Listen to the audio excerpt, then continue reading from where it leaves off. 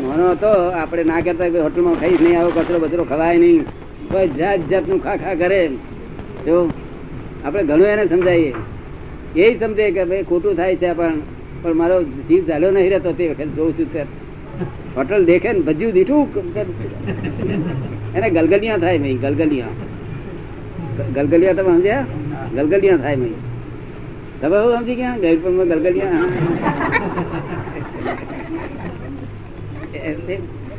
એટલે એ જે ખોટું ખાય છે એ પ્રારબ્ધ છે. શું કહ્યું?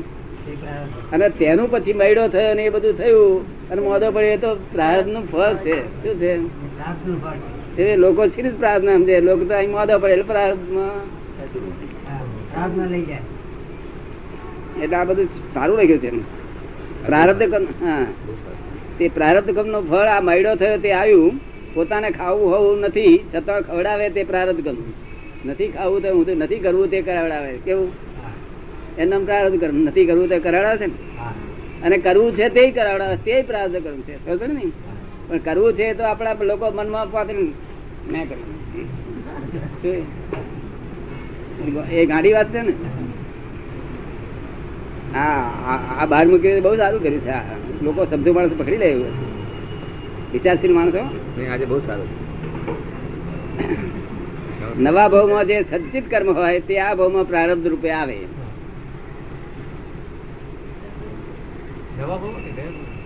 એટલે આ ખવું ને તે ખવું એમ રે.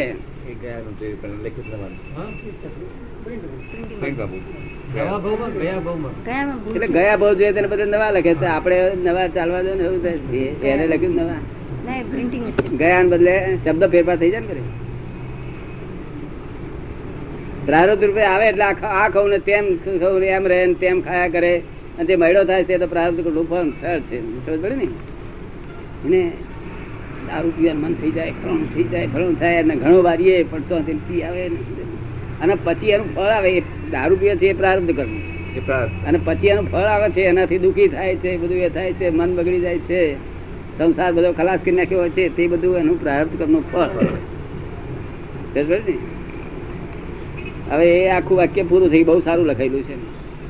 સંયોગ અને પ્રારબ્ધ પછી બીજું વાક્ય આવે છે. આખું જગત પ્રારબ્ધને જ પુરુષાર્થ કે છે. હું વહેલો ઉઠ્યો, હું દુકાને ગયો, હું કમાઈ લાવ્યો, આ આખો દાડો સામાયિક કર્યું, પ્રતિવણ કર્યું, ધ્યાન જપ ક્રિયા કરી, દોડધામ કરી, તેને જ પુરુષાર્થ માને છે લોકો. આ બધું કરે છે એ તો પુરુષાર્થ ના કહેવાય, એ તો પ્રારબ્ધ છે. શું છે? સમજે ને? એવું આપણે કહીએ છીએ. જે જગત આખો જેને પુરુષાર્થ માની રહ્યું તે આપણે કહીએ છીએ પ્રારબ્ધ છે. આ કરે છે તે તો બધું ઊંઘમાં જ કરે છે. શું કરે છે? આ બધું જે કરે છે ને તે ઊંઘમાં કરે છે, જાગૃતિ પૂર્વક નહીં. અહીંથી જેમ સંચાલન ચાલે એમ ચાલે છે, અને અહંકાર કરે મેં આ કરી નાખ્યું. એને ગર્વ રસ ચાખવાની ટેવ પડેલી છે. કયો રસ? બહુ મીઠો, એટલો બધો મીઠો કે પછી આદત છૂટે નહીં. તે ચાખેલો ગજાડો ગર્વ રસ. પારિણામિક ભાવ જયારે ઉત્પન્ન થયો છે તેને પુરુષાર્થ કહેવાય. શું? સંયોગ બાજુ એ પ્રારબ્ધ. સંયોગ અવળો આવે તે ઘડીએ ક્ષમતા રાખવી તેનું નામ પુરુષાર્થ. કોઈ ફૂલો ચડાવે તો તે સંયોગ ને ગાળ આપે તો તે પણ સંયોગ. તેમાં ક્ષમતા રાખવી એ પુરુષાર્થ. સરસ વાક્યો લખાયેલા છે. તમે મોકલેલું છે, બહુ પહેલા મોકલેલું છે. એનો કોઈ ઠીક લાગી જાય પછી ગાડી દે. ઉતાવળ્યું ને ટાળું પ્રારબ્ધ. પાછું ત્રીજું વાક્ય આવે છે. ઉતાવળ્યું અને ટાળું પ્રારબ્ધ. પૂર્વે જે ચાર્જ થયેલું છે તે ડિસ્ચાર્જ થાય છે, અને તે સંયોગ સ્વરૂપે ડિસ્ચાર્જ થાય છે. અવરા સંયોગ ને સવરો કરી લો તે જ પુરુષાર્થ છે. પછી અહીંયા આવે છે ને અવરા ને સંયોગ કરી લેવો. આપણે કોઈ ગજુ કાપી ગયો તો જગતના લોકને તો એમ સમજે નથી કે વ્યવસ્થિત છે ને, તે બધું સમજે નહીં. સી રીતે અવરો કરી લે. ત્યાં કેટલાક માણસ શું કરે? માગતું છે, છૂટ્યું શું કે છે? ભગવાનને ગમ્યું એ ખરું. શું એ અવરાને સવરો કરી લે છે, લોકો કરી લે છે. ભગવાનને જે ગમ્યું એ ખરું. એ ડાપણ કહેવાય ને સંસારમાં. નહીં તો માગતું છૂટ્યું કે છે, હેને માગતો તો લઈ ગયો. આવી તો એ વાત ચાલે છે ને બધી. એના બધા શાંતિ રહે થોડી ઘણી. ઉતાવળીઓને કાઢવું કારણ તો એ નહીં સમજાવે. શું કહે છે? આગળ આવે છે એ તો હેડિંગ છે. અચ્છા અચ્છા અચ્છા હેડિંગ છે. લપસવામાં અટકવું તેનું નામ પુરુષાર્થ કહેવાય. લપસતા હોય ને તેને અટકવું એનું નામ પુરુષાર્થ કહેવાય. આપણે આ બધું 5 ઇન્દ્રિયોથી અનુભવમાં આવે છે તે બધું પ્રારબ્ધ જ છે. આ બધું આ સંસ્કાર બધું પ્રારબ્ધ. પ્રકૃતિ પરણાય નચાવે છે. પ્રકૃતિ પરણાય નચાવે છે. તો પ્રકૃતિ ઉતાવળિયાને ઉતાવળી તરીકે નચાવે, આવશું ને ધીમે ધીમે નચાવે. પેલા ઉતાવળીઓ કહે છે જો મેં પુરુષાર્થ કર્યો, તું આવું ત્યાં નહીં કર્યો ને એ નહીં કર્યો, એ ભમાડ્યા છો. શું કહ્યું? આવશું ધીમે ધીમે નચાવે, પેલા ઉતાવળો નચાવે. બરોબર ને?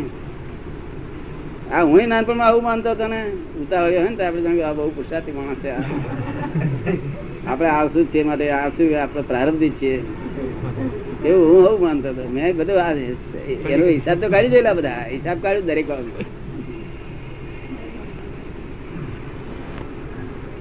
હવે ઉતાવળીઓ પ્રારબ્ધવાળી આરસું કે અને હું પુરુષાર્થવાદી છું એમ કે ખરી રીતે એકનું ઉતાવળ્યું અને બીજાનું ટાળું પ્રારબ્ધ બાંધેલું છે. હવે પછી ભાવાભાવ એ કર્મ છે.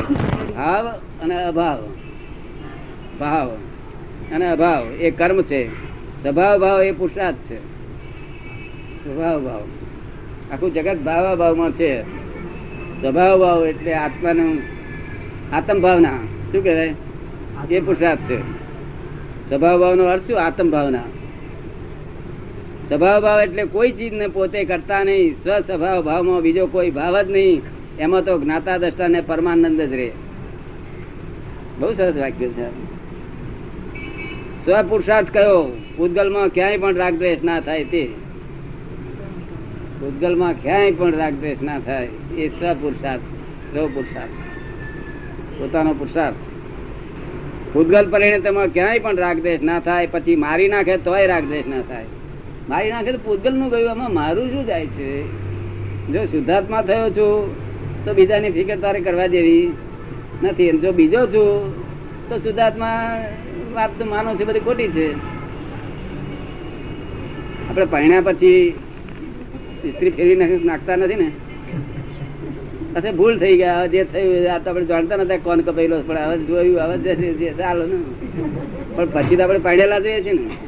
એવું આ શુદ્ધાત્મા થયા પછી આપણે છે તે પછી બીજું ના કરાય. શુદ્ધાત્મા થયા થઈ ગયા એ થઈ ગયા, વટલાયા.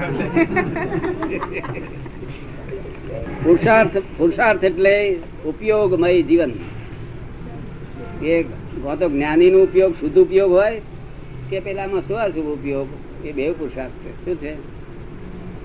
શુભાશુભ ઉપયોગ. અશુભ આવે શુભાશુભમાં શુભનો ઉપયોગ રાખે એ પુરુષાર્થ છે એમાં ભ્રાંતિમાં. અને અહીંયા આ પુરુષાર્થ છે શુદ્ધ ઉપયોગ. ઉપયોગમય એ પુરુષાર્થ કહેવાય. ઉપયોગમય જીવન, શુદ્ધ ઉપયોગમય જીવન પુરુષાર્થ. જ્યાં સુધી કરતા પોતે થાય ત્યાં સુધી કોણ કરતા છે તે સમજાય નહીં. પોતે જ્યાં સુધી કરતા હોય બીજો કોઈ કરતા છે એવું સમજાય જ કે હું જ છું ને, કે હું જ છું ને. એટલે ભગવાન નહીં, ભગવાન ખરા પણ કર્યું તો મેં ને. આ બધા પૂછ્યું, અમને પૂછ્યું કે છે આ બધા સાક્ષી કેટલા બધા બધા સાક્ષી બોલે ને. બોલો હવે આવી કોર્ટમાં સી રીતે આપણો કેસ પાસ થાય? આ કોર્ટમાં તો આપણે નાદારી લેવી પડે. અને જે કરતા છે એ સમજાઈ જાય તો પોતે કરતા રહે નહીં. જે કરતા છે એ જો સમજાઈ જાય વ્યવસ્થિત કરતા છે એમ જો સમજણ પડે તો પોતે કરતા રહે નહીં. અને સમજણ પડે તો સમજણ સી રીતે પડે કે આપણે કઈક ભાઈ ઉઠાડ્યો તે કે તારી મેરે ઉઠ્યો. પહેલું થોડા વખત એને એમ લાગે કે મારી મેરે જ ઉઠ્યો. પછી આપણે કઈ પેલું ઘડિયાળ શું કામ મૂકવું પડે છે? કે ઘંટડી વાગે તો જ ઉઠો ને. તું ઉઠ્યો નથી આમ કરતા કરતા સમજણ પાડીએ ને તારે પછી કે છે ના આ તો કોક જ કરે છે, હું નહીં કરતો. બધી વાત આ લોકોને સમજણ પાડું છું ને ત્યાં બધા કહે છે કે હું નથી કરતો. તો હું નહીં કરતો તો કોણ કરે છે? વ્યવસ્થિત કરે છે એવું સમજે પાડીએ તો. જો તું અહંકારી છે તો તું જ કરતા છે, અને જો તું નિરહંકારી છે તો વ્યવસ્થિત કરતા છે. અહંકારી છે તું જ કરતા છે. જય સચિદાનંદ, સચિદાનંદ, સચિદાનંદ. આવો ને બોલો. અને જાણે એ મુક્તિ છે, અને વિજ્ઞાન જાણવાથી મુક્તિ છે. વિજ્ઞાન જાણવાથી મુક્તિ થાય. આ જ્ઞાન જાણવાથી શું ખોટું અને શું સાચું એની સમજણ પડે. શું સમજણ પડે? હિતાહિત શું એ જ્ઞાન જાણવાથી સમજણ પડે, અને વિજ્ઞાન થી મુક્તિ થાય. અહંકાર અને મમતાનો મોક્ષ કરવાનો છે. આપડે તો મોક્ષ થઈ ગયેલો છે. અહંકાર અને મમતાનો જ કરવાનો છે. એમને ઘેર વરાઈ દેવાના. અહંકાર જ્યાંથી આવ્યા હોય તેમ કઈ ભાઈ જા તારી ટિકિટ, અને જોડે આ તારી વટેશ્રી લઈને તારી ઘેર જા.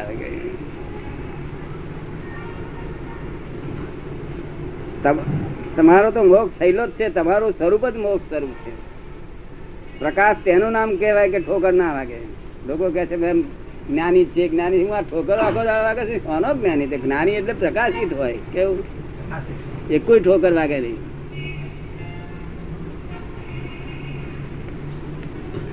પ્રકાશ હજી લાદ્યો નથી. ઠોકર વાગે જાણવું કે પ્રકાશ હજી લાદ્યો નથી. જેટલું અજ્ઞાન તેટલી ઠોકરો. નિશ્ચય એ સ્વાધીન છે, અને વ્યવહાર એ પરાધીન છે. બહુ સરસ વાક્ય છે. નિશ્ચય એ સ્વાધીન છે, અને વ્યવહાર એ પરાધીન છે, અને પરિણામ તો પરાધીન નું પરાધીન છે. શું કહ્યું? પરિણામ તો પરાધીન નું પરાધીન છે. બહુ સુંદર વાક્ય. એટલે બધા તો માટે આપણે નિશ્ચય કરવાનો, પછી વ્યવહારની બાંધગડ કરવાની નથી. શું આપણે અમારે વ્યવહાર તો વ્યવસ્થિત ચલાવે છે. તમારે જોયા જ કરવાનું છે. ફક્ત તમને ધીરજ રહેતી નથી એટલી જ છે. કારણ કે ઘણા કાળથી ધીરજ રહેલી નહીં ને, અને એકદમ ધીરજ રહેવી એકદમ તો બને જ નહીં ને. એટલે થોડા થોડા અભ્યાસ કરવો પડે. શું કરવું પડે?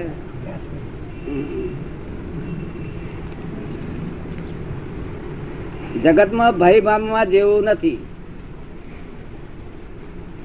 ભય પામવા જેવું જે થવાનું છે તે પૂતગલ નું થશે. આપણું કશું જ થવાનું નથી.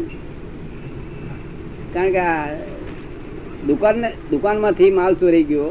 કઈ આપણામાં જ ચોરી ગયો? આ શેઠનામાં જ ચોરી ગયો? આ શેઠની દુકાન હોય તે કે મારું બધું ચોરી ગયું. એટલે તારું ને દુકાનમાં જ ચોરી ગયું છે. હા દુકાનમાં જ ચોરી, મારું તો નહીં. તો કઈક સમજે વાત. એ રીતે આત્મામાંથી કશું જતું નથી. આ બધું પૂતગલ નું જાય છે. જવા દે નહીં. જયારે તારે તો પૂળો જ મૂકવાનો છે. શું કરવાનું નથી? અજ્ઞાની પૂળો નહીં મૂકતા? અરે કેટલાક ના તો હુખડ નો પૂળો મૂકે, અને એમાં ખુશ થઈ જાય છે. હું આ પૂળો મુકાવડાવું એમાં શું ખુશ થવા જેવું હુખડ માં?